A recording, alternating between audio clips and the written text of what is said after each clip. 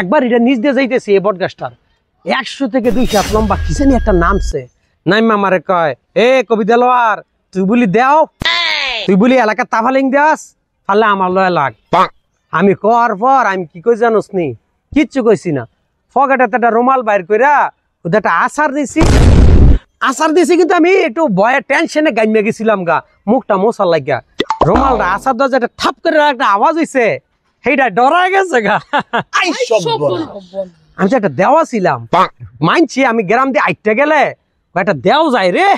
মানে সবাই চাইয়া থাকতো আরে ইমুন এই যাত্রা ফালা দেখতাম গেছিলাম একবার যাওয়ার পর রূপবানের যাত্রা হগল গ্রামবাসী ধরছে নায়করে নামাইয়া আমারে দিত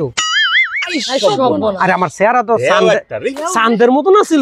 হগলতে যাত্রা ফালার মধ্যে একটা গন্ডগোল লেগে গেছে গা কই এই বেটাটার নায়ক দাও পরে আমি দেখলাম এটা খারাপ দেয়া যায় হ্যাঁ যে রূপবানের লগে যে নায়কটা আছিল না হিলে মন খারাপ করছে পরে আমি যাত্রা ফালা তাই ভরছি মন ভাঙ্গা তো বালা না ঠিক না আচ্ছা তোমরা আইও মাঝে মধ্যে কথাবার্তা কম তোমাগুলো কথাবার্তা কইলে আমার মনটা ভাত লয় হ্যাঁ আইও